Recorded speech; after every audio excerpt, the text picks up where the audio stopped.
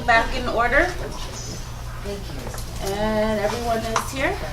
So what we're gonna do first is that we got on off track is we're gonna have the public members introduce themselves and our new board member Joan from Reno. So if you stand up, introduce yourself and how you became a member and your background.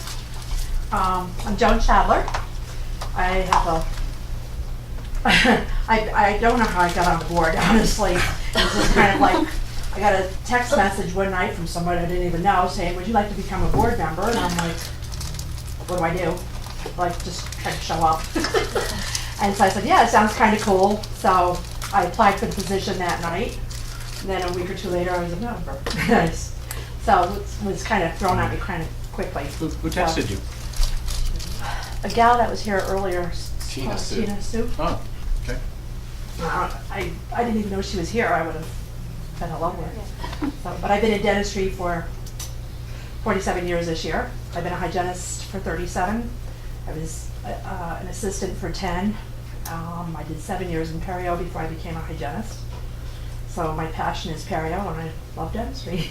Still working full time at it and have no intentions of retiring until I'm 6 feet under. So. And where are you originally from? Because I hear an accent. Everybody says that. I'm originally from upstate New York, not the city. How far upstate? Hudson Valley. Oh, okay. I went to school there. Yeah, okay.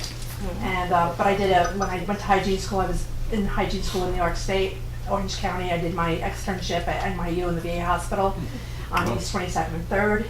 And I also did another one at the VA hospital in Castle Point where our president went. Yeah. Did hers. So small world, she went to the same dental hygiene school I did. No, she went to the same one. I was there first. She was there first. Check driver's license. So, Small world. so I've been with the company I've been with now for 5 years, PDS, Pacific Dental Services. And you I work practice for- in Reno? I practice in Reno, yeah, full time. Thank you. Yeah, thank you. Welcome. Nice to meet you. Thank you. Miss Terry? Hi, I'm Terry Chandler, and I'm here for Future Smiles. I thought I would share with you all, we had our Team Smile event yesterday, and if you're not familiar with Team Smile, it is a national nonprofit that brings in portable dental equipment, brings together the dental community, and they partner with a professional sports team. So we were able to partner with the Golden Knights. Dr. Blasco was kind enough to be a door opener to bring us to the right people that would say yes to that event. It's taken us about a year to plan that event. So yesterday we had over 200 kiddos that came from 4 different Title I schools that got services, and we had probably over 200 volunteers. And if you want to catch any of it, there was a news feature on Channel 3 News last night, and then there was also a lot of Facebook posting and stuff like that. It was really cool, very, very awesome. So they want to come back. But I have to commend the dental community, the dental assistants, the dental hygienists, the dentists. They all loved the event and they really want to come back and do it again. So everybody worked really hard and provided a lot of care. Great. So thanks. Sarah. Thank you, Terry. Miss Kelly? Kelly Taylor, I'm a dental hygienist, just for my information, I think. Miss Samantha? I'm Samantha Sturgis, and I'm also a dental hygienist. I'm here because I'm on the agenda from a public health endorsement as well as an inspector for the infection control. Ooh. Mr. McDonald? Thank you. Michael McDonald, here to make sure you guys are able to function very well. You're very, very important in our community, and I'd like to make sure that we're just talking about our community that's underserved, that we have an opportunity to serve all community members, and that's what it's about. You guys do a great job. It's not. Thanks. Thank you. Thank you. So continuing on with our agenda, we're gonna go. You missed. Oh, I'm sorry. Hello. Oh, no, I'm sorry. I've just been quiet like a little mice. Hi, my name's Dr. Christine Barry. I'm here from National Provider Compliance Corporation on a topic of continuing education. Okay. Great, thank you. Oh, okay. So we're gonna continue on with old business, number 7. So approval. No, we're on the We're still discussion on- policy because we have to stop. Oh, at the yeah, middle. that's right. Okay, yes. So, About the court recorder. I don't know how much our friends up north have heard, but the agenda item regarding this policy is very limited. As I was saying before, it has nothing to do with the informal hearings. This would only be utilized in a case where a stipulation was negotiated and agreed upon at the licensee's request prior to noticing of an informal hearing.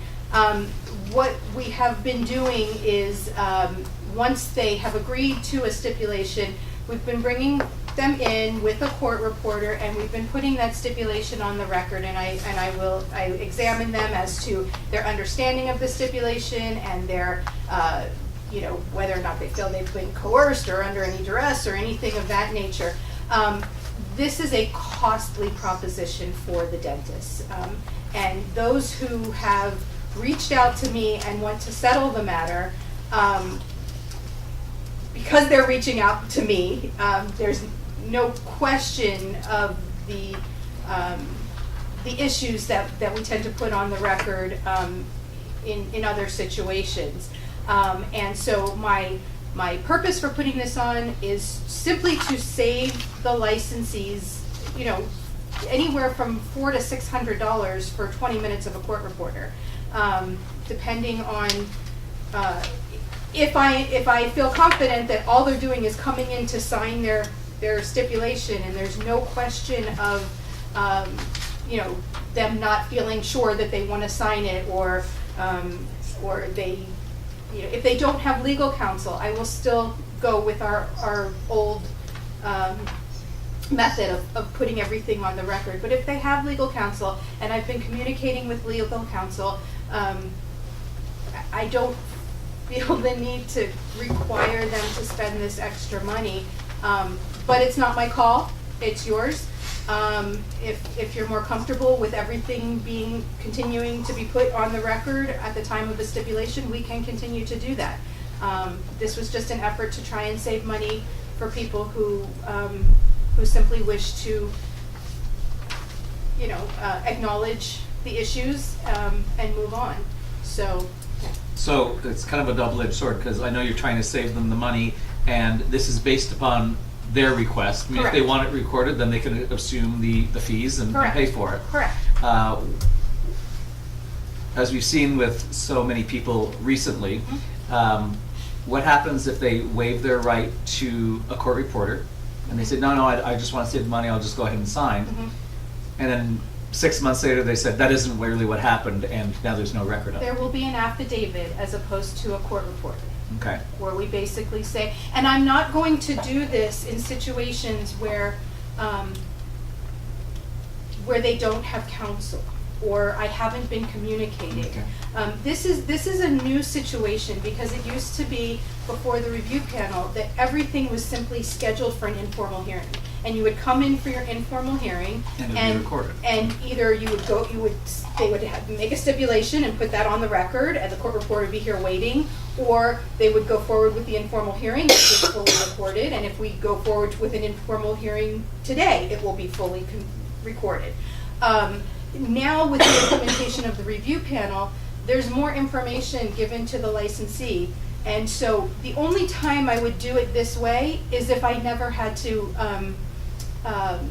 notice an informal hearing. If I've noticed an informal hearing and we've gotten to that stage, then it's going to run exactly the same way. But what I'm finding over the past several months, past year, is that when many of them get the review panel findings, they see with specificity what the issues are that led to their complaint and led to these recommendations. And it's turning out that more often than not, they or their counsel is calling me and saying, hey, I see what they're saying, can we work this out? And if we're able to work it out before I'm even required to notice an informal hearing or anything like that, having them sign some sort of affidavit that they understand what they're getting into, they understand what they're agreeing to, it just saves them money at the end of the day. And,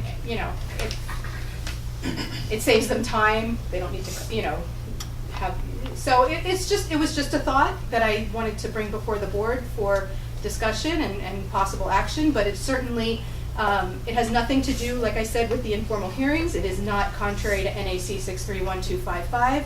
I am very sorry that Ms. Sue asked all of these questions and then left before she received the answer. But this public statement that was made earlier exhibits a clear misunderstanding of what this agenda item is. So, yes. They're often confused.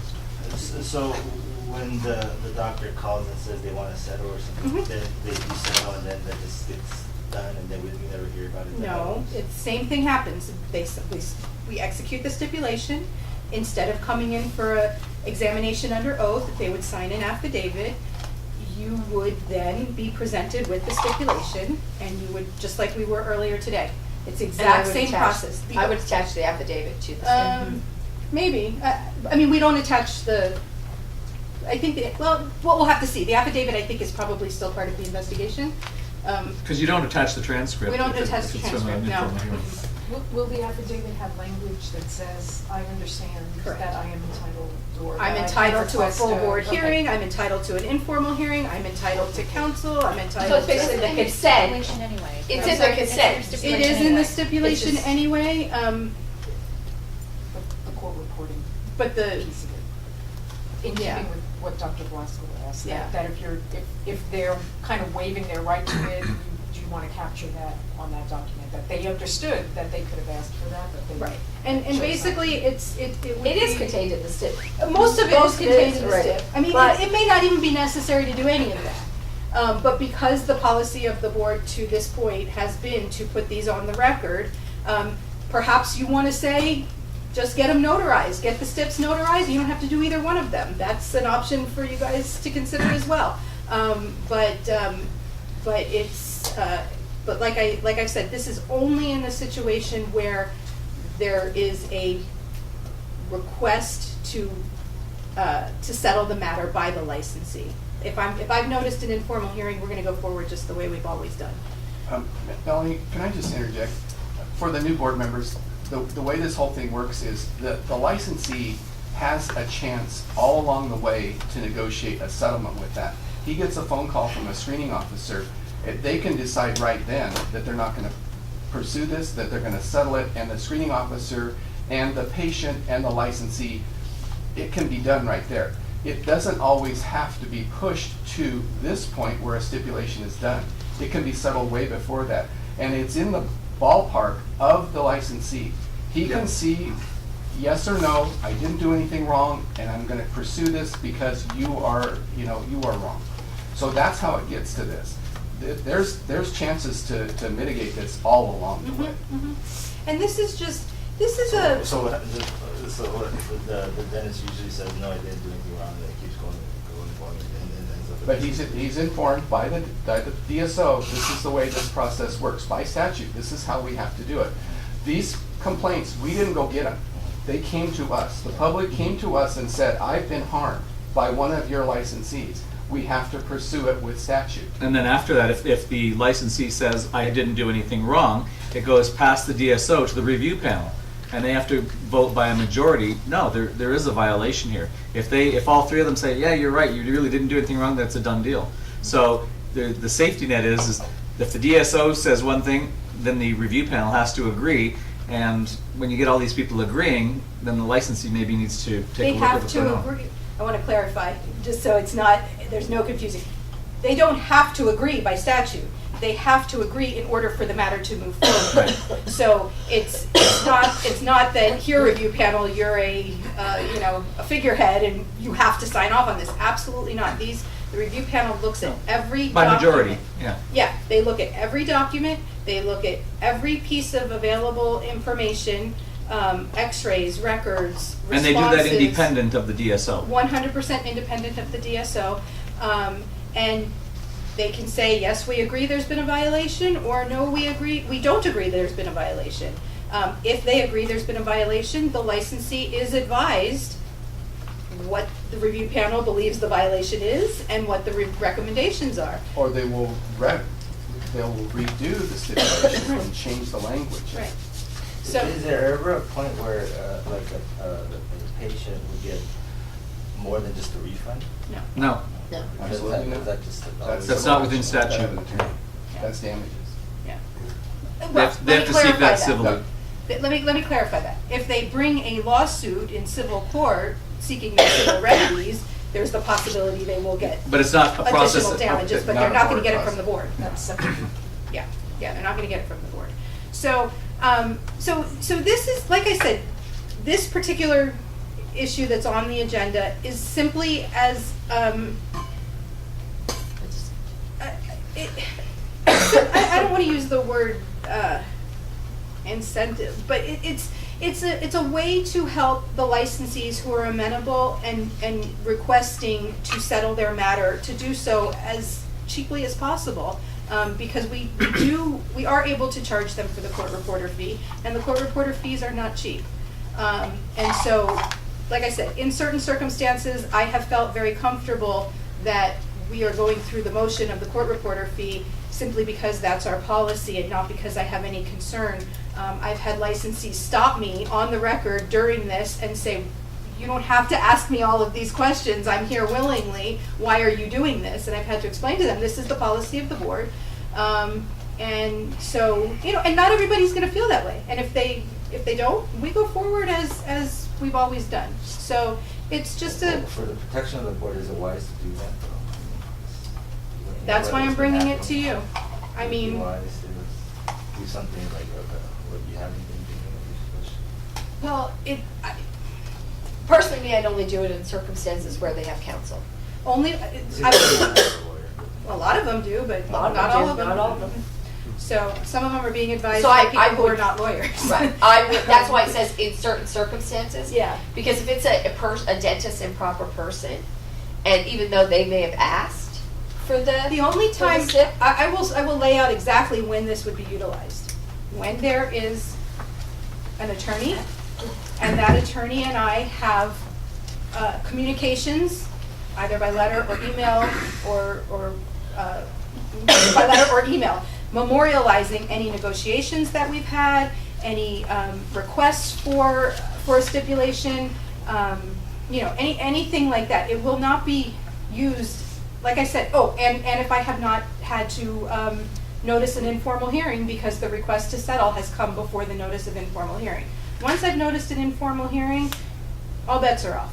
This would only be in a situation where they've approached this as, this is me and my attorney seeking to settle this matter. And, in such a situation, I would like to, if you agree. Is that court reporting fee a flat rate, or is it Nope. hourly? it varies. The It varies on report- the the court report. exhibits, what they review. Mhm. So there has been an increase, There's and we been a use big the state increase. contract. So we're required to use the court reporters that are under the state contract. And I would say, on average, the court reporter fees are between $500 and $550. We were charging a flat fee, and we were losing about $300 every single time that we went through this process. So So now we've passed the costs on to we the. bill them. So now we bill them. Once I get the invoice from the court reporter, then I bill them. A matter of fact, I have one that I'll be billing out for $703. Yeah. Well, I'm just, liability sakes for the board. Is it worth it? All the And I- documents are still there. The documents are still there. Right. Well, I mean, I assume there's a reason why there originally was a reason why it was done. correct? that Well, was the because policy. it used to be done before the review panel, okay? An informal hearing was just noticed as a matter of course, and you would come in at that time, and with the notice of the informal hearing would be a request for a court reporter, and the court reporter would show up, and sometimes the actual informal hearing wouldn't start for several hours, because they came in and said, I want to negotiate. Now with the review panel, they're given more information ahead of time, and the only prompting they get from me is, if you would like to discuss the settlement, please contact me. If I don't hear from them within 30 days, I will notice their informal, is it 30 days? I'm not sure what the time frame is off the top of my head, but if I don't hear from them, then I notice the informal hearing and we go on as planned. But if I hear from them and they say, hey, yeah, I want to settle this, I'd like to do it as easily for them as possible. Their professionalism and ability to be humble and understand what has occurred and why they're in that situation. you know, should be a, there should be, Can I make a motion that Sure. we approve the affidavit versus the court reporter transcription based on the discretion of our legal counsel? Any discussion? Second. I need a second. A second. Second sorry. Sanders. I think the policy should be, I don't think it, no, I don't know if I should say this, but I think it should be, the policy should be, and we should outline Yeah. when those, I think that, very similar to what you did is have her draft a Yeah, policy. that was going to be my question. Can, you just listed the things they're that very, would be in it's very consideration. simple parameters. If the licensee has contacted me and if a stipulation is worked out with counsel prior to the notice of an informal hearing. Did we say that in this? So, Or, yeah. What she said for your motion. yeah, I'm okay with that. Unless you want to table this and do it at the next meeting. But I'm okay with the caveat that we have a certain situations that you list. And we have a second, right? You're okay Yes, with it? I'm okay with that. It really is just to attempt Expedite to it save the and save some licensee some money, Exactly. that's And it it. makes it end It's quicker. convenience. this is It's a for- really nice convenience. It's for them, it's not for me, it's not for the board, because the board gets this money back anyway. It's, you know, Can the licensee Get choose money to back. I'm getting any money back. to go on the request it record. that they do want? Absolutely, absolutely. So, I mean. So they never waive their right to it, Nope, Right. unless they choose, So- no, I don't want to do that. And they're always going to be given that option that they can have, they still can have a court order available. Okay, so, Prohibition. We had a motion, we had a motion second. mhm. And then, so discussion, we did? Yeah. All in favor? Aye. Say Aye. Anybody disapprove? No? All right. So we're gonna move forward to old business, number 7. He's connected.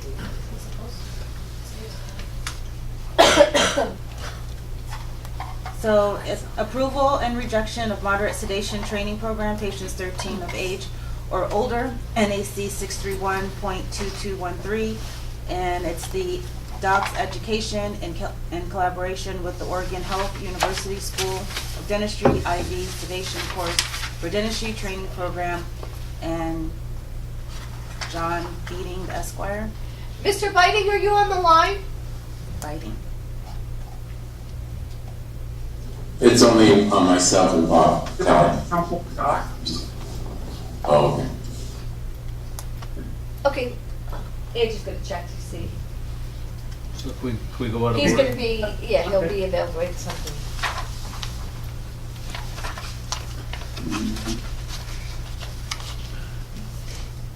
Yeah, you can make a motion to go out of order. So we're gonna make a motion. That we go out of order? We just go out of So order? we're just gonna go out of order, and then we're gonna go to number 8, new business, approval of the travel board members and staff to the AADA and the AADB mid-winter meeting in Chicago, March 9th through the 10th. We have Dr. Pinther, Dr. Pisani, Dr. Sanders, Nsdbe Schaefer. Dr. Pinther, can you hear us? Melanie and Betty. Can we take them all as one? Yes. Motion to approve, Champagne. Second Blasco. Discussion? All in favor, say aye. Aye. Any disapprove, opposed? No? Okay. We're gonna Say go. something about travel, Sure. like this trip. I think maybe like if somebody has to go either or one way, maybe the night before. To this meeting? Either if we had to go up there, maybe travel the night before and then, You talking about to Reno? Or yeah, like Chicago? the original plan was for us to go up there, you know, instead of like going up there like at 6 a.m., get up 6 a.m. flight and then go up there and maybe we get there the night before or vice versa. If they had to come down here, maybe, you know, there should be like a standard. We've done that in the past, depending on whether the airline. So, yeah, the Thursday night flight was 6 booked. Oh, is that why? Yeah, The 6 a.m. and- flights like that. Correct, Joan- and Joan you have was more still trying to- difficulty in the legislative session, because a lot of the flights are taken up, because it's only Southwest primarily. And when there's a legislative session, the flights between February to June sell out a lot easier, and so it's a little more difficult to get travel to Reno. Okay, you guys hear us? Yes. You can hear us now? Yes. Yes. Ah, okay, so what? Mr. Vidian? Heidi? Yeah. Okay. All right. Did we finish this? Yes. Okay. And then, yeah, so, maybe if it's like a yes. standard thing, like if you have to travel for a board meeting, like to make it like a night before, then Yeah, absolutely. I mean, it's kind of like It's difficult. 6 a.m. I don't know what time they woke up, but now they gotta get back. For the record, I prefer coming in the morning on these things, just because I. Okay. Just have So, to- it has to say that. okay. Yeah, that's, no, but I think. I'd rather go in the I'd morning rather go in the too. morning. Well, what we'll do is we'll Yeah. leave the option There you go. when we send the emails. Thank you. So, Okay, so we're gonna go back to so we're gonna go back to old 7. business, number 7. A. A, approval and rejection of the moderate sedation training program for 13 patients of 13 years of age and older, NAC 631.2213. Doc's education in collaboration with the Oregon Health University School of Dentistry IV sedation course for dentistry training program. And Just to give a little history on when the board approves programs for sedation or for general anesthesia, more so for the sedation courses. The board's policy has always been that the course has to have an affiliation or collaboration or a memorandum of understanding with the university. And in this case, DOCS does. They have a collaboration with Oregon Health Science. In addition to that, the board's policy has been that so for moderate sedation for 13 years of age or older, it's the course has to be not less than 60 hours of didactic, and you have to show that you've administered, that you've been the operator, and that you've administered on not less than 20 patients. So you would submit that information along with your application to the board. I think one of the why this matter was tabled at the last meeting was because and Mr. Biting can correct me, but I'm not sure if all of the 60 hours of didactic is done at live lecture. So the board's policy has always been that the didactic portion should be a live lecture and not online courses. And so I believe that, does DOCS do any of their didactic online, Mr. Biting? When the one application that has been submitted for this permit based on the course that we offered, at the time, all of the didactic was live. So will that continue to be a live portion of the course? But going forward is the course? You said when that application. Yeah, correct. So the one application that has been submitted based on this course, for that course, all of the didactic was live. And going forward, the didactic portions are all home study. Mr. Biting, or Dr. Biting, that does not comply with our statute. So the approval of your course would not apply to Nevada licensees. Starting when? Starting immediately. Well, the board's policy has always been that the didactic is a live lecture course, not done either through home study or through Video. online method. Okay. There should be one application in front of you guys from Diane Benedictson, and when she took this class, it was entirely live didactic. That's good. Okay, hold on. Yeah, I actually happen to have the founder of DOCS and the dean of our faculty and our medical director here with us to answer any clinical questions. The other thing is, when Dr. Benedictson took the class, the didactic was taught on the OHSU campus. in the dental school. Which is Okay. fine, which is fine. Which is fine. Okay, so, just so I'm clear, are you only asking for the docs course to be approved at the time in which this particular person was a participant in the course? Yes, So you're not asking to be a recognized moderate sedation certification program going forward. You're basically asking for the board to recognize the program at the time in which this particular dentist took the course? yes, that's correct. Okay. Oh. Okay. Okay, so then the board, it's up to you. And I apologize, there's not an application, but who was that doctor again that participated? The first name is Diane with 2 N's and an E. Okay, Last name is Benedictson. okay. Okay, so you could, if you feel that, based on the statements made by Mr. Biting, that the course, at the time this applicant took it, you're approving the course specifically At that moment in time. at that moment for this particular applicant, but, Retrospectively. Yes. yeah, but that after, whatever that time frame was, there, after that, then the course is not a recognized course.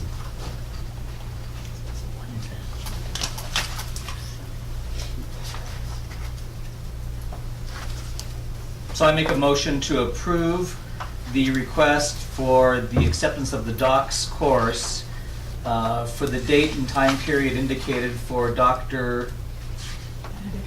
Benedictson. Diane, yeah. To approve that course, however, with the notation that this course would not be approved for any other time past that. Second, Pisani. Any discussion? Are these things that are behind that are dated 2/14/2019, are they different than the person we're talking about? You have to wait for that to come back. Because we still don't know when she took the course, do we? Well, he said she took it Sandra? when it was Live. but. But we don't know when that, if but that was these 3 years things- ago or last month. Yeah, but these These are, things these say are just generic ones from his 2000. course. Okay. These aren't for her, they're These just aren't for his her. course notes. He just copied. Okay, I'm just confused. Yeah, I'm pretty sure this is just Sandra? his accreditation for his course. He's trying to talk. Yeah, she stepped out.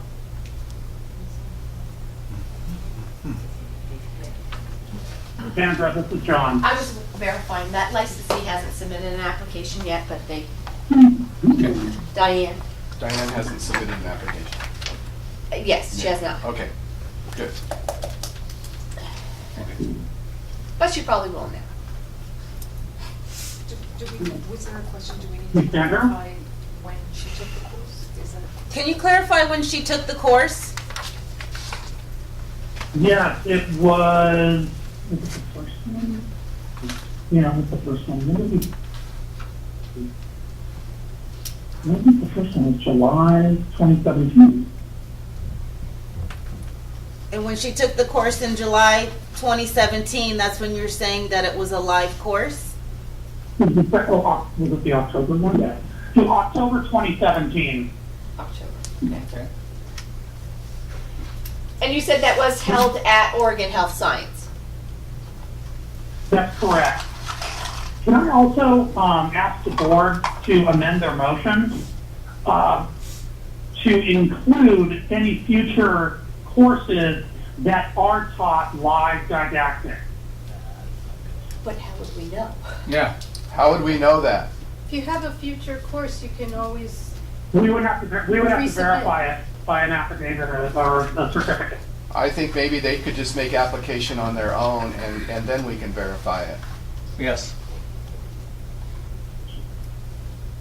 Oh, okay. I mean, I was just hoping that you guys could use this meeting to approve the course if it is spotlight didactic. No. You just said it wasn't, so, I mean, we're not gonna make a blanket statement that we're gonna approve it unless we know that it's live, and we'll do that individually as we get application. Oh, no, if you just said we'll do it individually, that's fine. Thank you. All right. So we got a motion and a second. Okay. Discussions. We're good. Okay, any discussion? All in favor? Aye. Any disapproved? All right. So we're gonna go on to 8B, approval of the alternate review panel member, non-board member. Dr. Johnson asked me, again, it's very similar to the prior. He's got to check his schedule and so forth, and like I said, this was talked about several months ago. So we'll table that for So next time? at his request, if we could table that, I'd appreciate it. All right. Just so that everybody understands why we're doing this, we previously, you previously approved alternate review panel members for our sitting board members that sit on the review panel. It has since come to my attention that there are instances where our third review panel member, who by statute is not a sitting board member, may have a conflict as well. And so it came to my attention that we probably need an alternate for that review panel member as well. And so that's why that's on there, but we can table it temporarily or until the next meeting.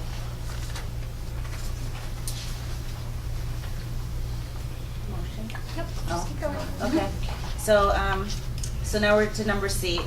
Approve request for reevaluation of Dr. Y's temporary moderate sedation administer permit to administer moderate sedation to patients 13 years of age or older pursuant to NAC 631.2235. So Dr. Y held a temporary moderate sedation permit. And so when you're issued a temporary, it means that you've met the educational requirements and the, very similar, the 60 hours of didactic, and you've demonstrated that you've performed at least on not less than 20 patients, you've administered moderate sedation. So the board will approve a temporary. You can begin anesthetizing patients, but within 90 days, we go out and we evaluate you and watch you administer, in this case, moderate sedation, to a patient to ensure that you possess the skills and training to do so. And in this particular case, Dr. Y's evaluation, he did not pass his evaluation. So the way that the regulation reads is that I have to notify him within 72 hours that he didn't pass and the temporary permit expires. And then he or she, the licensee, has 15 days from receiving my notification of failure to request the board to be reevaluated. And so Dr. Y has requested that the board approve for him to be reevaluated. If he passes, then the temporary will continue until the next board meeting when the board can approve a permanent moderate sedation permit. If he fails, then he has to wait, under the regulation, he has to wait 1 year. Because after you've failed initial and then you fail the reeval, the regulation states that you have to wait 12 months before you can ask to be evaluated again. So Dr. Y has submitted his request to have the reevaluation, and then underneath that, if you grant the reevaluation, you have to then, because the license or the permit's expired, you have to reinstate that permit on the day for his evaluation only, and then if he passes, fine. If he doesn't, it automatically expires again. This is Dasani. I'll make a motion to approve the request for reevaluation for Dr. Y for retesting. Second, Blasco. Any discussion? All in favor, say aye. Aye. Anybody disapprove, oppose? Okay, so we're gonna move forward.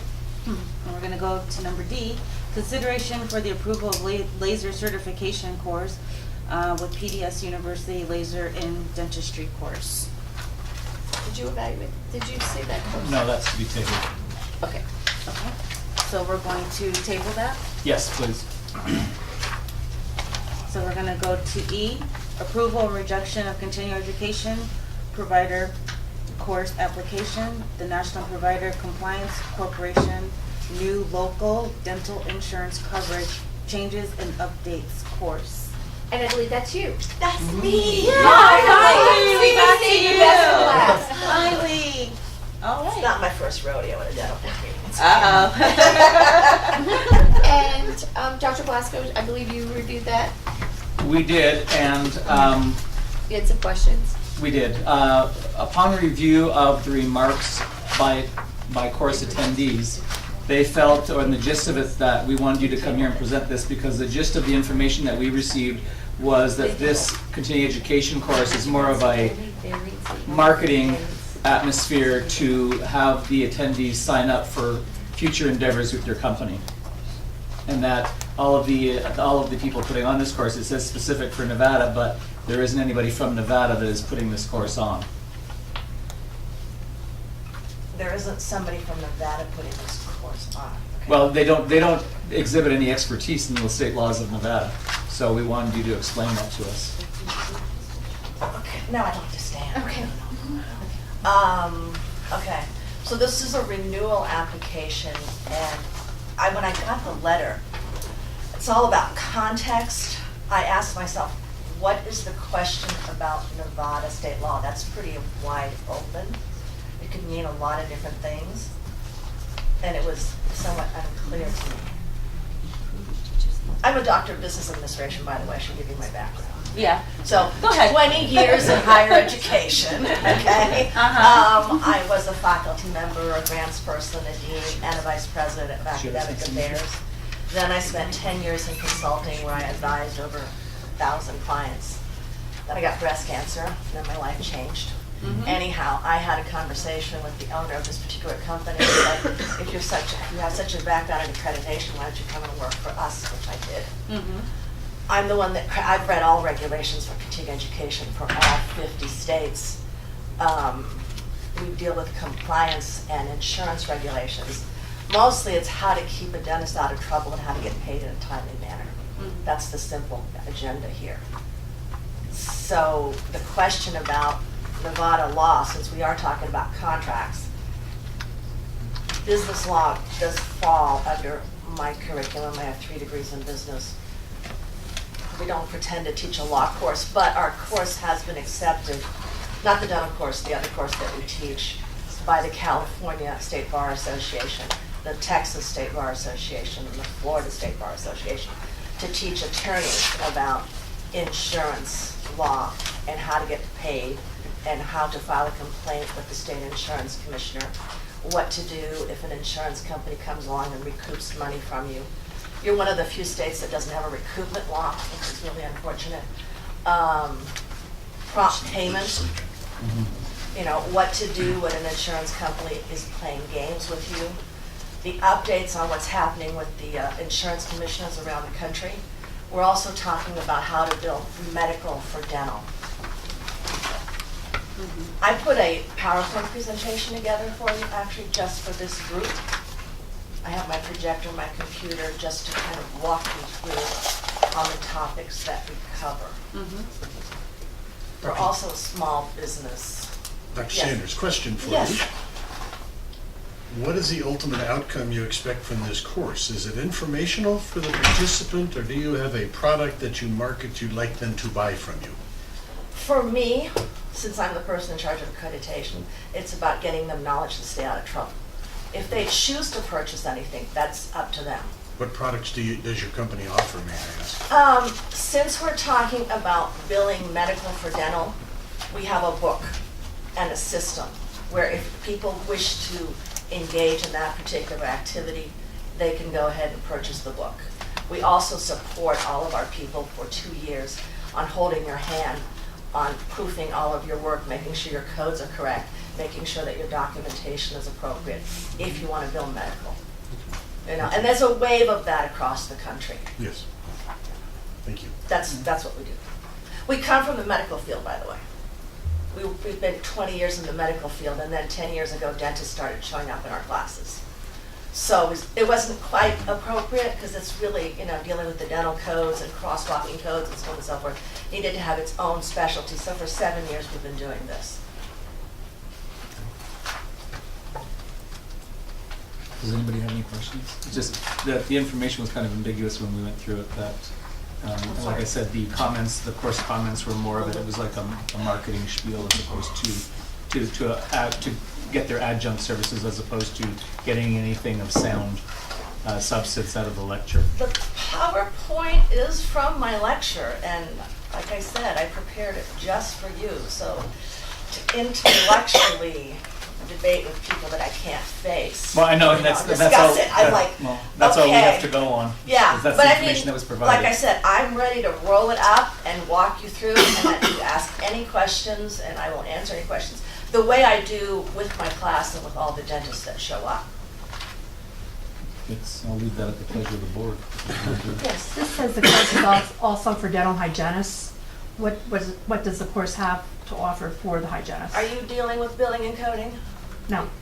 So you Just not don't, really. you don't get paid? Somebody has to bill and code your services, correct?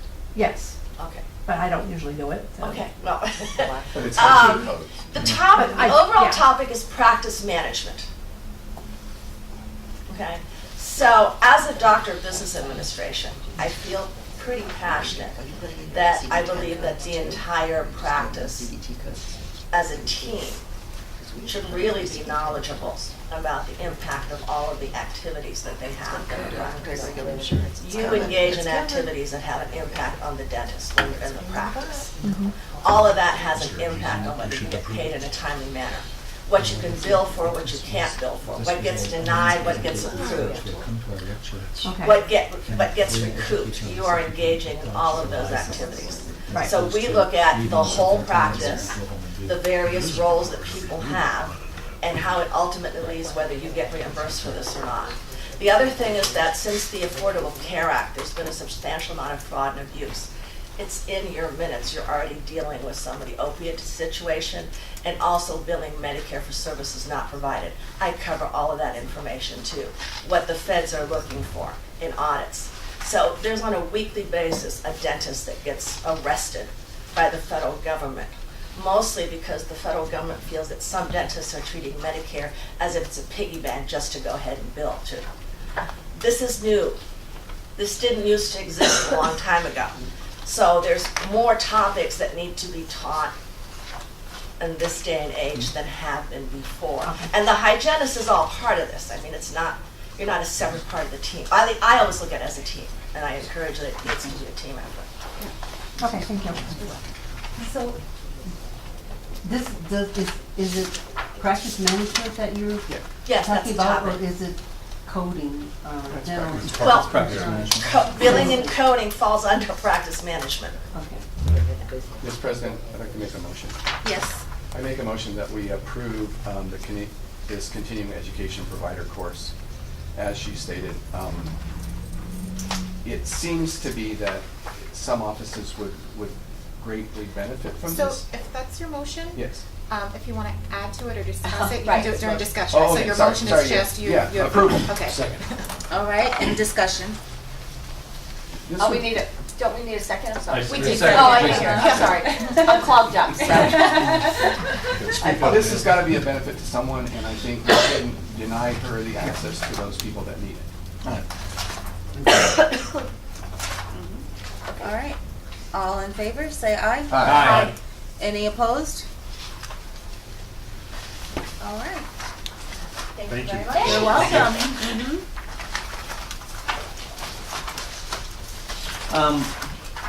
Madam President, Yes.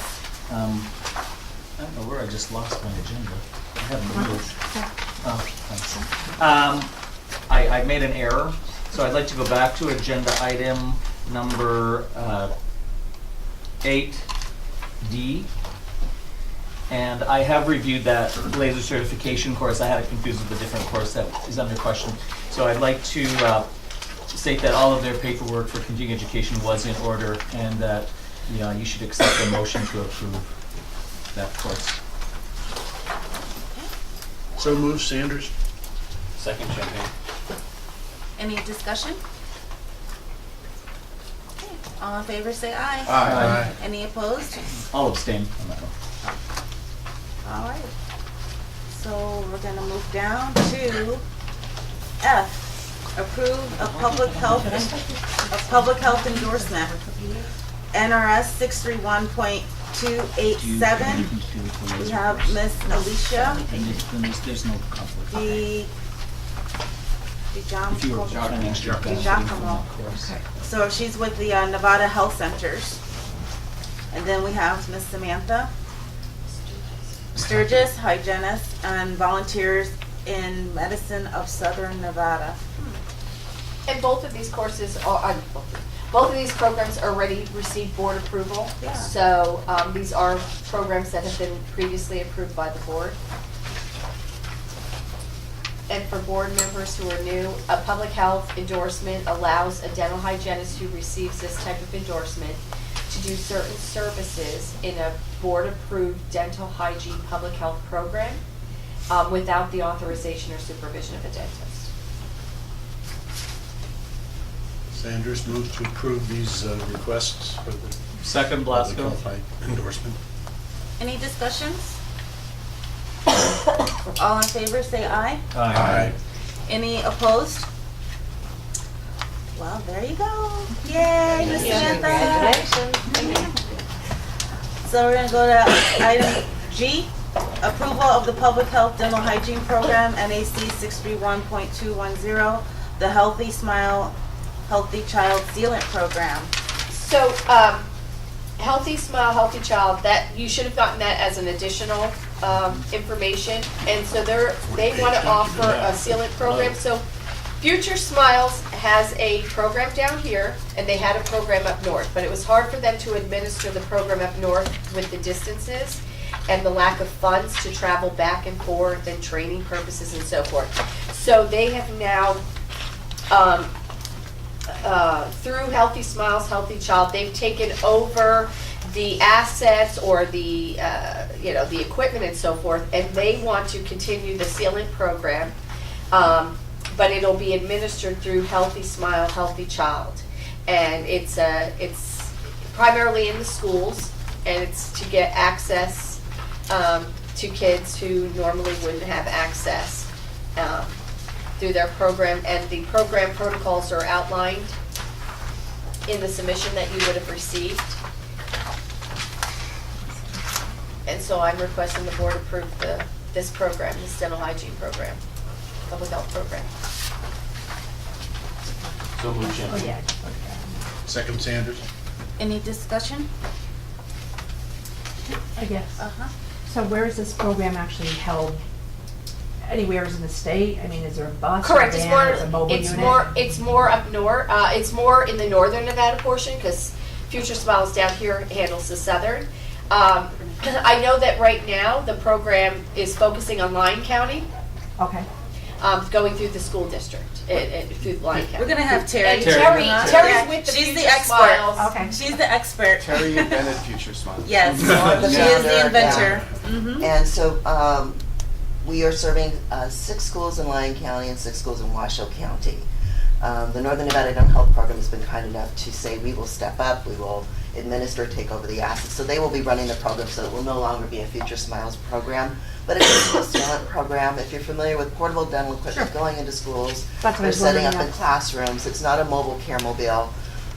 We have 2 sets of equipment that will go to 2 different organizations that will be the stewards of the program. And I'm very, very thankful to Dr. Pisani and to the Healthy Communities Program and also the Northern Nevada Dental Health Program for wanting to step up and He's do a hell of this. a guy.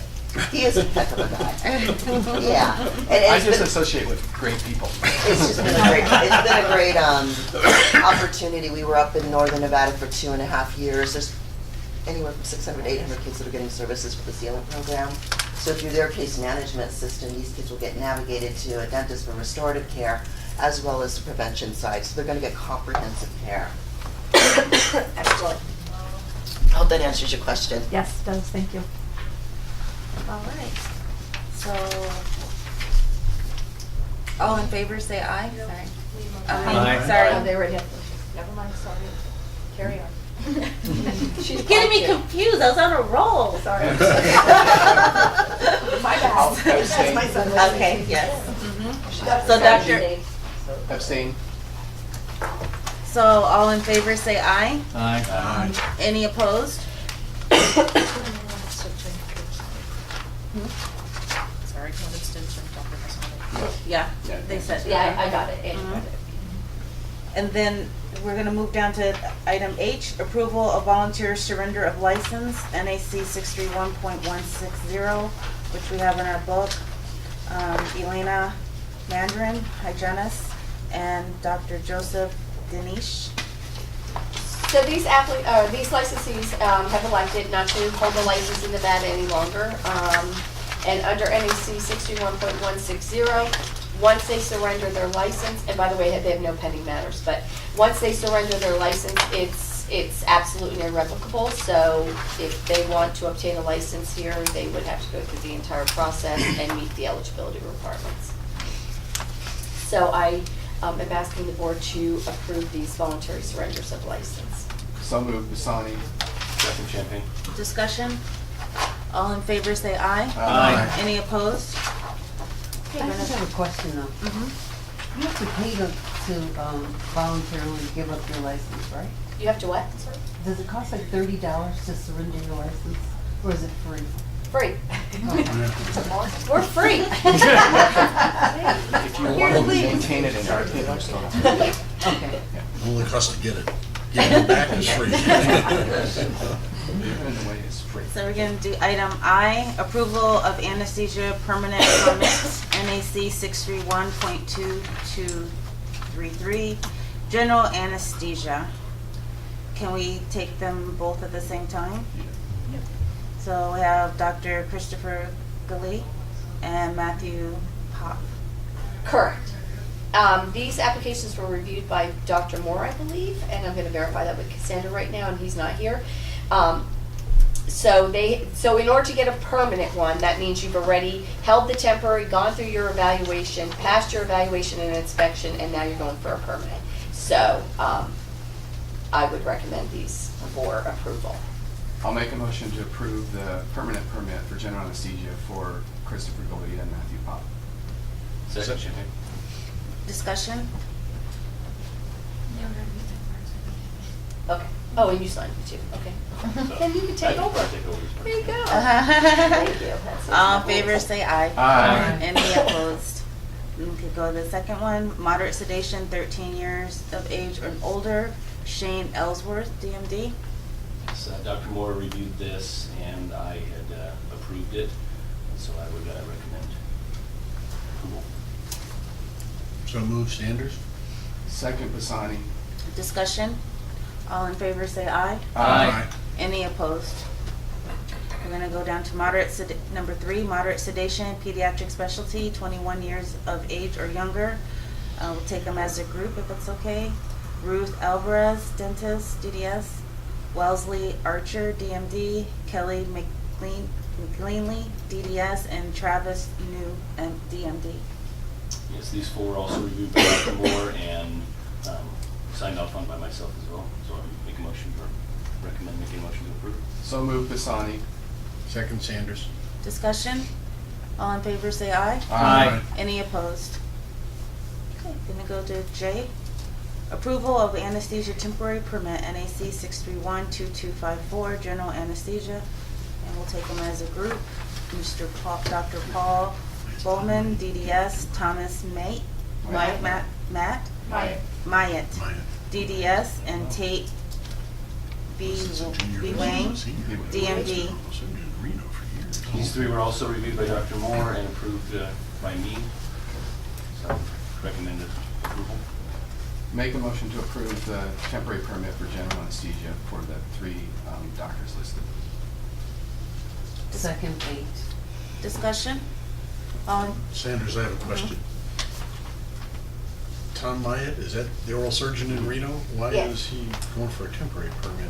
Is that 'Cause just he- a renewal or something, No. or did he Well, lapse? He sold his practice, but now he wants to help adopt the vet program okay. at TMC. That makes more sense, because I'm looking at this and I know Tom is like, well, wait a minute, he's been practicing for years. No, but he wants to volunteer to do Okay. the vets. All right, thank you.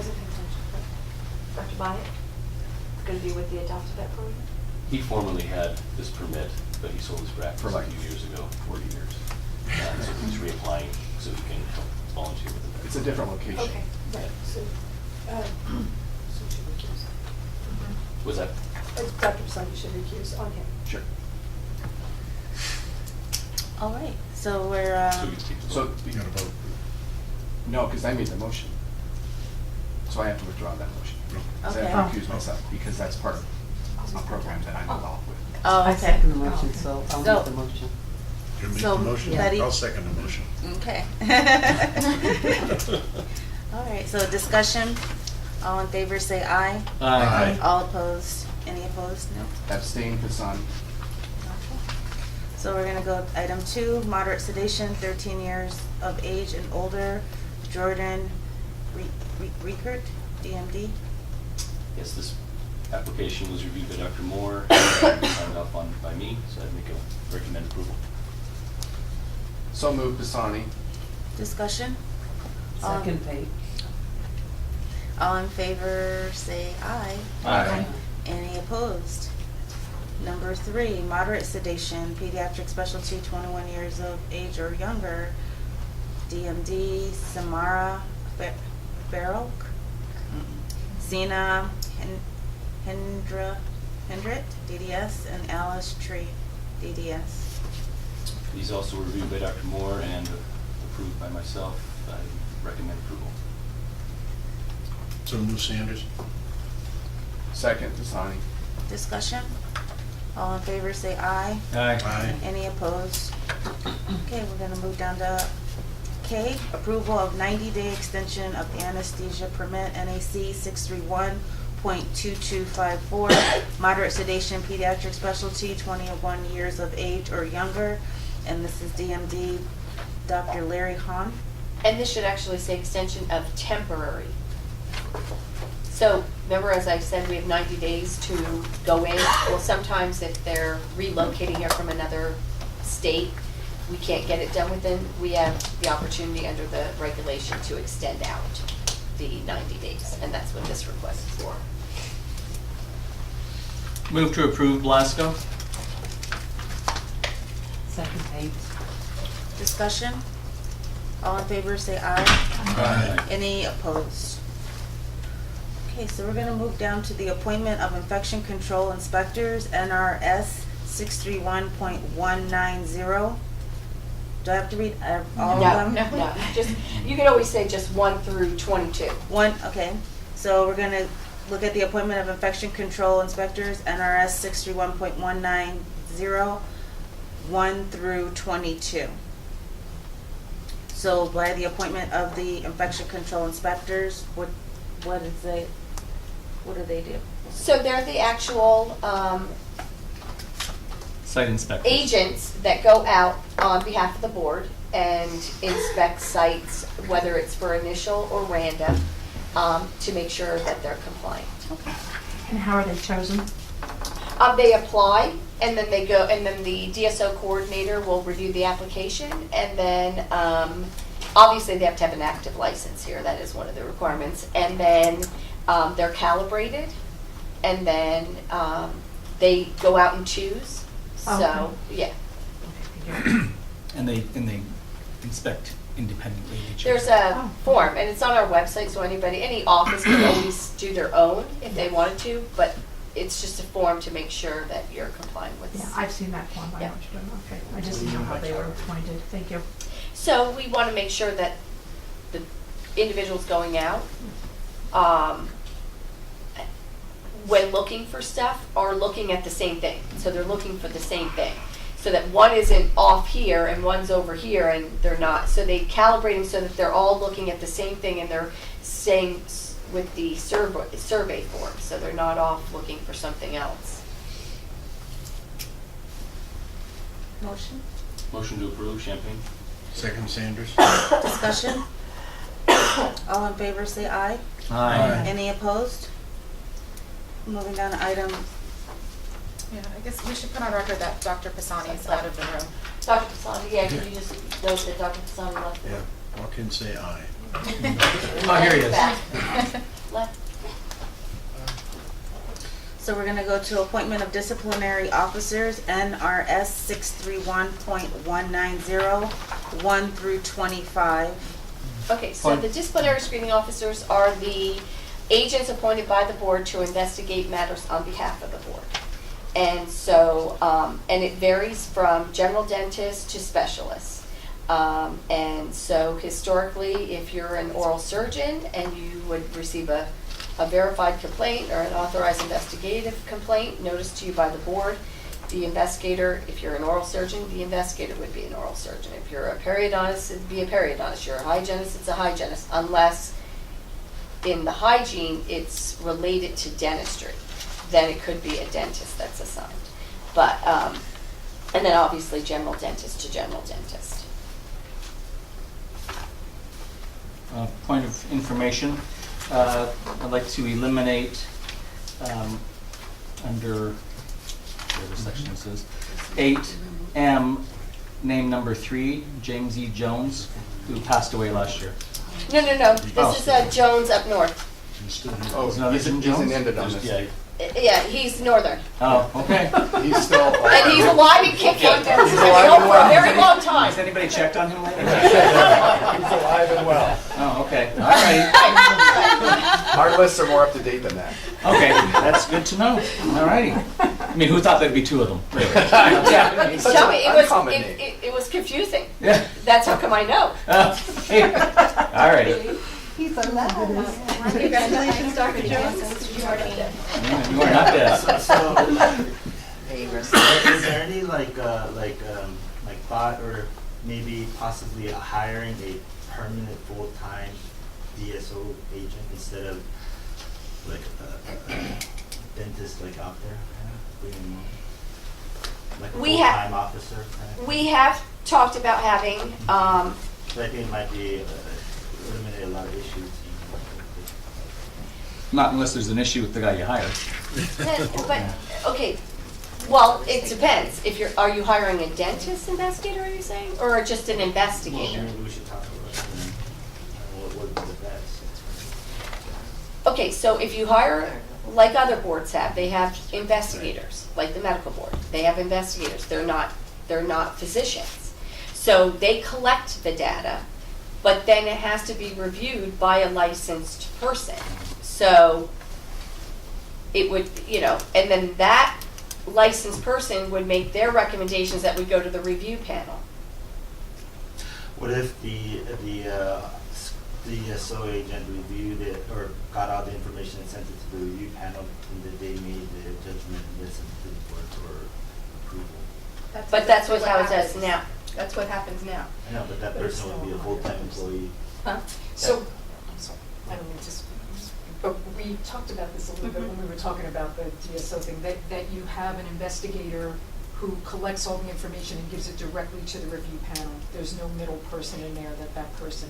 Correct, but that would require a statute That's- change. Okay.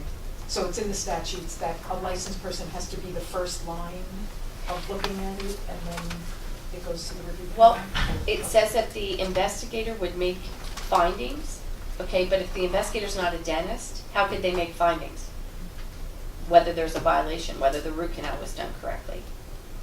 So, Because I did investigations for the nursing board in North Carolina as an employee, but I'm a licensed nurse. So I knew what I was looking for, and I did my audits or whatever. The boards here, I don't know enough about them. And I do know about the nursing board, and there are nurses that do their internal investigations. How about the medical board? Do they have physicians? So what the medical board does, Okay. the medical board has investigators, non-medical personnel that goes out and collects the information. They then have a single, I don't know if he's retired, I don't know what his status is. He looks at all of these things. physician. He's a physician. He sends it to their IC committee, which is similar to our review panel, except by statute, the IC committee has more authority than our review panel has. So the IC committee then determines whether it's going to be dismissed, whether a formal complaint is going to be made, whether additional investigation is necessary. If the IC committee determines that additional investigation is necessary, one of the things that they're able to do is refer it to an expert, which is a doctor in the same specialty as the licensee being investigated. So in our statute, that investigator and that expert kind of are one and the same. So we're kind of taking a step out, but our investigator / expert has no authority. Just like their investigator their investigators and experts have no authority. They make recommendations, they give opinions. Either way, in both the Med Board and our board, it goes before a separate committee to review it, which is our review committee, and it's their IC committee. So it runs very, very similar. The only difference being our investigator / expert is one and the same, as opposed to two separate people. But either way, it's always reviewed by an IC committee. We just get an expert opinion before it goes to the review committee. And then the review panel is a panel of experts in and of themselves, so they look at it as well. So it's very similar. So the person at the medical board who might be retired or not, but who passes it on to the IC committee, he doesn't have a position in the community anymore that there could be an allegation of conflict. I don't know the answer to that. I know he has to have an active license. Right. Because it seems to me when I look at all of the stuff that's gone on and the allegations and the questions and concerns, it's that it's not a disinterested party. Now, those same people may always feel that even if that person is employed by the board, that there's an issue. But it seems like that's the piece that gets taken out, that they are not a community person who's also making their living doing this and then passing judgment or not. But in their minds. But passing judgment saying that they'd be biased, that would be eradicated by going before the review committee. Can I comment on your comment? They're not making a living doing this. They're getting paid very, very minimum. No, they're making a living as a dentist, or they're making their living out there. But you stated they're making a living doing this. No, she meant being dentists. Okay. So the argument is, you're my competitor. Well, they could argue that as a board member. Absolutely. Yeah. I mean, you could argue that as a board member, you're a competitor. But you have, the whole purpose of boards. The argument might be that you're a peer and a colleague. That's the appropriate way to do it. I'm not passing any judgment on who's saying what. I'm just saying that if we have to continue to function and this has to somehow come to an end, or we have to get away from this constant, then is that what I'm trying to understand, I'm a new board member, is that what the issue is, that? No. Okay. Well, yes and no. Okay. That's what the current allegations are. But every time we have attempted to change the investigator, then that person gets sued, and that person is now biased. So I can't answer your question because I can't get into their mind frame as to what they're thinking. But if the license of the title of dentist makes you a competitor or makes you interested, we're never going to get away from that, just like the Med Board can never get away from that. And you have to realize, too, that these allegations that are brought, it's not like I'm going to file a complaint against Greg because I may benefit from it. These are allegations that have been filed by their patients that have been assigned to someone. So if they had happy patients to begin with, they'd never be in that situation. And I also think that I think someone started to say that the issue of bias is what our legal professors called a red herring, okay? Because they have no authority. All they can do is give an opinion, and then they give that opinion to the review panel. Now, the review panel is also dentists and hygienists by statute. So now our review panel is being said, you're biased. This is a review panel that the people who are attacking us now insisted on getting and lobbied the legislature for. And we happily implemented it once the legislature said that that's what needed to be done. So I don't know how you get away from these allegations of bias, because what it seems is they don't want dentists evaluating them. Well, that's not fair. Well, and if you didn't have dentists evaluating Right, them, you want, that. right, So do you you're want not gonna- if I'm a neurosurgeon, I don't want the podiatrist telling me I did something wrong, and it's the same situation. If I'm a dentist, I want to be evaluated by my peer. And if my peer says I did something wrong and I disagree, well then the review panel looks at it. And if my peers on the review panel said I did something wrong and I disagree, well then I can go to a hearing and I can try and convince the entire board. And if my peers on the board think I did something wrong, well then the board gets to decide what my discipline is going to be. And then if you still disagree, you can go to court. And now you have a judge deciding whether or not the board followed the proper procedures. So they're never, the disciplinary screening officer issue is a non-issue because they have no power.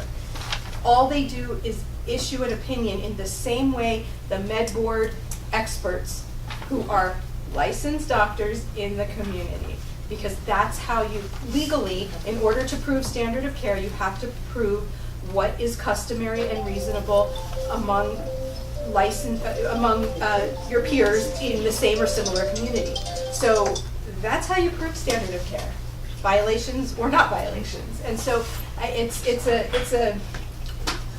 And like I said, if someone doesn't like the process, they Yes. can advocate Yes, go to to the the legislature legislature. and have the statutes Absolutely. changed. We're here to implement the statutes and regs. We're not here to create them. If you want to change and you don't like the process, go to the legislature, argue why you don't want it, and then let them change our statutes. But that's the same legislature that made sure that 2 board members were on that review panel. They wanted 2 board members. You all are preaching to one of your board members. I get it. Yeah. I'm just Right. saying that how do we move past this, and is there something else to look at? And we may never, Yeah, right. those people that have their whatever, Right. so I don't need to be convinced of that. And Well, I yeah, apologize and if we seem that way. a little bit agitated, No, because we've been through a lot and we've been dealing with a lot and we've been dealing with a lot of false accusations and a lot of false allegations and we're being held hostage, quite frankly, by a non-issue. And again, if you don't believe it's a non-issue, please, by all means, take it to the legislature. Have the legislature tell us we can't do the procedure that every other board in this state uses.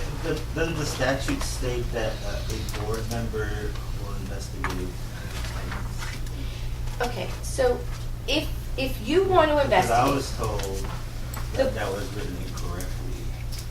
So if What do you you look mean? at the statute, okay, if you look at the statute, okay, it says board member and agent or something like that. Now, if you look at the statute as a whole, okay, that and it should have been an or. should have been an or, okay? However, if you look at the statute as a whole, it should have been an or. However, even if we assume that you are correct, that a board member needs to be involved in the investigation. Well, I'm just saying No, that's what it says. whoever's saying it, I don't mean you, but even if we assume that whoever's making that assertion is correct, well, we have the review panel, and the review panel is part of the investigation, and the review panel contains 2 board members. So there are board members involved in the investigation.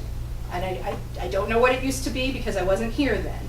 But as of today, and as of January 1st, 2018, there are 2 board members involved in any investigation that has any chance of resulting in any sort of discipline or any sort of action by the board. There are board members involved in the investigation. Well, of course there are, but what about the initial complaint? How many people do you need collecting information? Well, but in all honesty, if we have 2 board members, right, that are on the review panel, so they have to recuse themselves. Now I have to sign the complaints to all of the board members, you'll never have a quorum. There's 2 board members on the review panel. A hygienist Both and a of them temp. have to recuse themselves from any vote as to any stipulation. Huh? The statute The statute says. says you need 2. Yeah. I argued this before the legislature because I said this is going to raise an issue when it's time to have a quorum. Because they didn't add any members to the quorum. Statute? What goes first? The statute, The statute, right, so you have to follow the statute. and the statute says. 2 board members have to be on the It has to review be panel. one dentist, one hygienist. They're What's even the statute specific. that says the board member investigates. It doesn't The board- say that. It says And if the board may appoint a board member or agent or something like that, and there is an and it says and, if you look at, legally, you have to look at a statute as a whole. You cannot legally pick one word out of a statute and say that that's what that statute means. Okay, you have to look at it as a whole. So I And- believe it's, sorry, I believe your issue is there isn't a board member involved in the process before it gets to the board. There To are the 2 review board, panel. Or to the review the- panel. No, Which there isn't a is- board member involved before it gets to the board as a whole. There are 2 board members already involved during the investigation, so that's before it gets to you collectively as a board. Or are you saying So of I the don't know. initial? Yeah, so I don't know if like- that's your issue, Right, that, right, right. Before that process. Right. So the way that the statute currently reads, it says the board may appoint one of its members and any of its employees, investigators, or other agents. And I think it's that and that you're talking about? Okay, but like Melanie's saying, you have to look at it in the context of the entire statutes.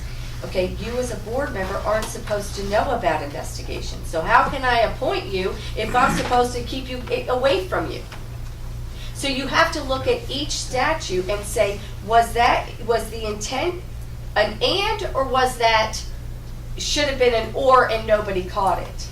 But again, even if the intent was an and, They we resolved that through that's the been review resolved through the review panel. panel. It's been resolved. I mean, if your concern is that the person collecting information and asking for the medical records and doing the initial review of the medical records isn't a board member, If board members have to handle all of the complaints, you'd never practice. yeah. Well, it actually says, board members shall not be privy to Correct. any of the investigatory information. Correct. Correct, that's until- why we believe until that the figure and appears at the Isn't- board yeah. meeting. It is supposed to be an or. So back to my original about the hiring the full-time, and we got Apple. Okay.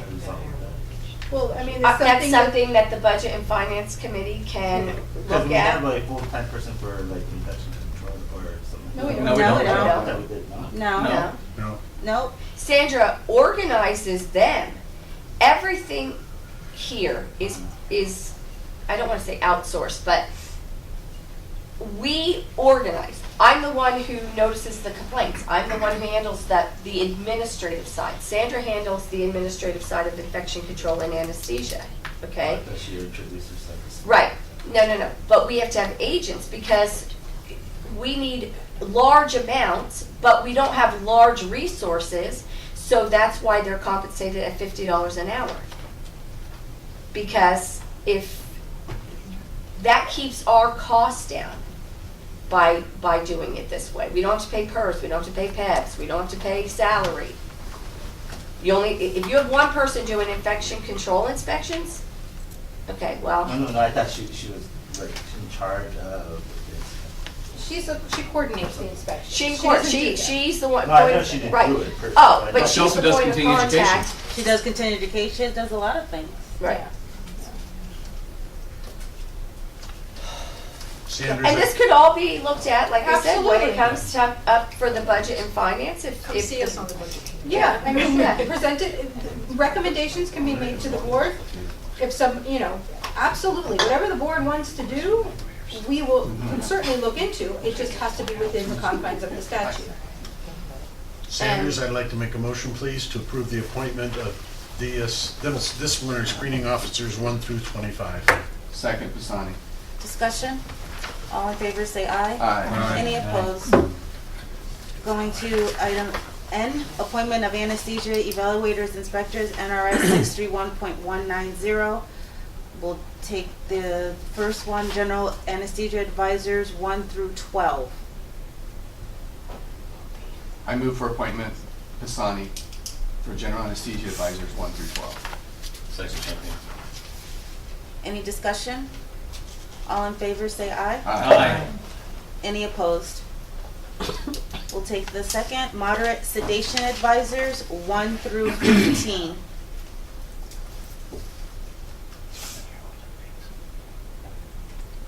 Motion? Move to approve moderate sedation advisors 1 through 15. Second Sanders. Discussion? All in favor, say aye. Aye. Any opposed? So let's go to item O, discussion and review of public comments submitted by the attorney on behalf of the members of LVDA. So this matter was put on the agenda at the request of Mr. Malcolm Laverne, one of the attorneys of the LVDA, who has not attended today. So it's up to the board how you want to handle this. If there's any questions, if there's anything that you would like to clarify, if there's anything that you want to do, that's fine, but the person who asked for this to be on the agenda has opted not to attend today. So however you all want to handle it. Can we table it? Table. Just a question, if you table it, did you want to send a letter to Mr. Yeah, Laverne I'll send- to attend? yeah, Okay. yeah. Well, I I mean, sent a letter. do you want to table it and put it on the next agenda, or do you want to just? Deal with it and get it done. Well, what do you want to do? We deal with it, yeah. Well, Yeah. doesn't he have to be here? Yeah, there's nothing. I would assume that would be appropriate Yeah. if you are So going I- to make allegations against people in a public forum and then I- ask that those allegations be discussed. I would I think would it think that appropriate to maybe show up. a letter to inform him that we didn't discuss it because he wasn't here, and then if he chooses to, have him show up at the next meeting. We can definitely put it back on the And agenda, I'm correct? confirming you did send. I have proof that I sent. And is it possible to ask him a question? Mr. Laverne? Well, whoever- if he You would mean have in my showed up. correspondence? Yeah, Oh, never your mind. correspondence. Never mind, I'm getting out of order. So we're gonna, so in the discussion, then we're agreeing that we're going to submit it by the attorney on behalf of the members of LVDA to send them a letter that they were not present and that they were on the agenda today? I believe the letter is just going To to him. state to Mr. Laverne that he's going to be, you're going to table it to the next agenda. Right. And if he would like to show up to discuss this item. Yes. Okay, good. Yes, Okay. and he needs to be informed that we know he wasn't here. I mean, So what happens if he's he made doesn't some show up very this time? serious allegations against members of this board that he asked to have discussed at a board meeting, and we acknowledged that and Yeah. put it on at his request, and to Absolutely. make those allegations and not to show up, I personally find very unprofessional. So what happens if he doesn't show up with a letter? Then the same thing, you can either discuss it amongst yourselves again or just move on to the next agenda Right. item.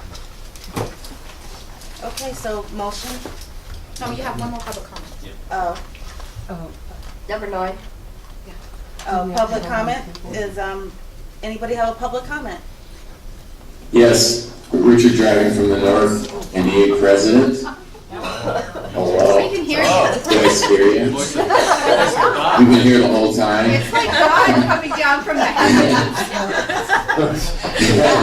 Wow. Anyhow, Very soothing. so both Robert Talley, the executive director for the Nevada Dental Association, and myself, Richard Dragon, president of the Nevada Dental Association, have been in attendance for this entire meeting, and we wanted the record to show that we were in attendance. That's it. Is that all you got? Didn't do They that. Come on. didn't, they didn't have, So, you didn't give me any information, that's all. Yeah.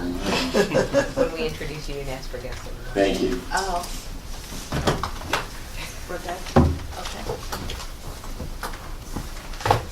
So, any announcements? The only thing I have is we're finalizing the dental license renewals.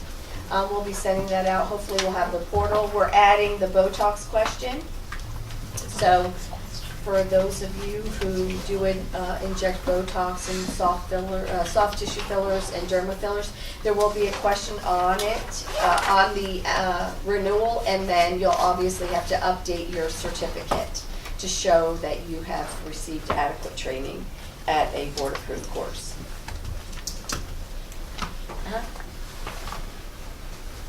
Oh, yes, and then, on January 11th, myself, Dr. Blasco, Dr. Thierry, who's the DSO coordinator, and Melanie and I met with the division. There's 2 auditors with the Division of Internal Audits with the Governor's Finance Office. So apparently in October, I want to say October 17th, the governor at the executive branch committee meeting, after some public comment was made at a prior meeting of the State Board of Examiners on October 9th, asked that the auditors for which is a different auditing group than the legislative auditors, these are the Division of Internal Audits, he asked that they conduct an audit of the board for the complaint process and the implementation of the review panel, since it's been newly enacted, for fiscal year 16 through 18. So we met with those auditors on January 11th at their request, and to go over the parameters of the audit, and we've submitted everything to them that they requested, and they are currently going through that information as we speak. As soon as, my understanding is it's very similar to the other audit, so at the end, they'll meet with us. If they have recommendations, they'll go over them with us, and then they'll present that. I believe it goes back to the executive branch, and then it goes through the process the way it did the last time.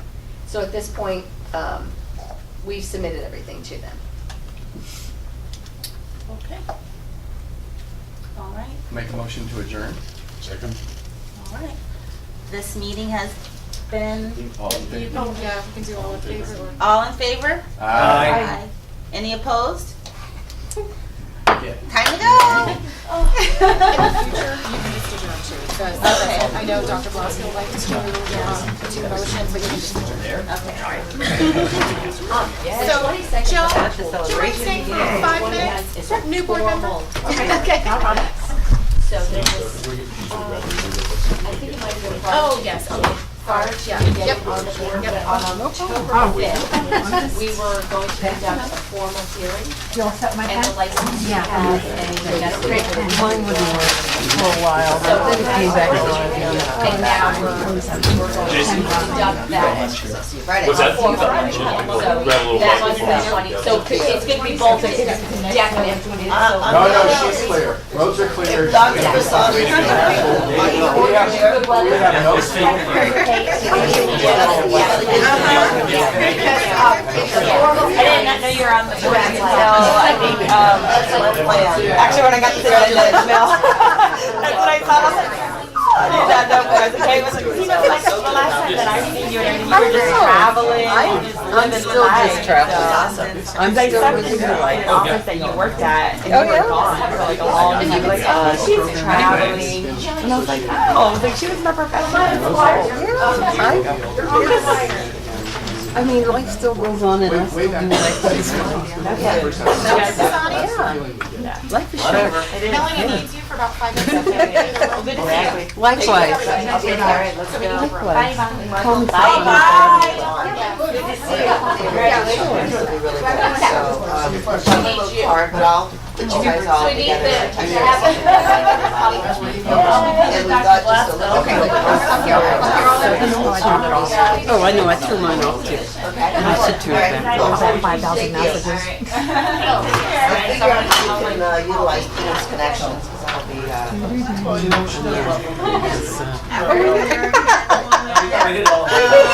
Veteran of the United States Navy. So, yeah, one fell swoop, we hit them all. We hit them all. thanks, you guys. Thank you, good to see you. 277 36. Congratulations, Madam President, I love that. I usually respond to text messages before I do phone calls. And then, Seems that's and then you can go back. Yeah, because it's faster. No, I don't love to And you can do it while you're doing other stuff. Need to move out or step out of your way? I just sent you the night too. So if you send me a message, then I'll add you. Bye-bye. Bye, bye-bye. Bye, Angie. Oh, I think it's clear. That we just need. And I'm okay with their flights. Yeah, we're quick, yeah, we're quick, okay, yeah. Talk fast. I wasn't going so far anyway. And then we also have lunch. If you want to go out that way, Michael, there's food there and lunch. Here, let me Yeah. pull out Yeah. Did we pull out the, Beautiful. Oh, and you spelled your name for me, so I don't have to look it up. Thank you.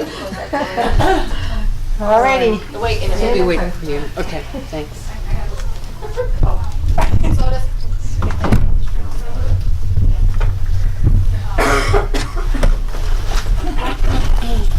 So you did scoop it out of it? I know you're good. I love it. But we have to stay. Where do you go? Which We need him to go so they can catch their flight so we can talk. I thought you just said 500. Yeah, but he needs to leave.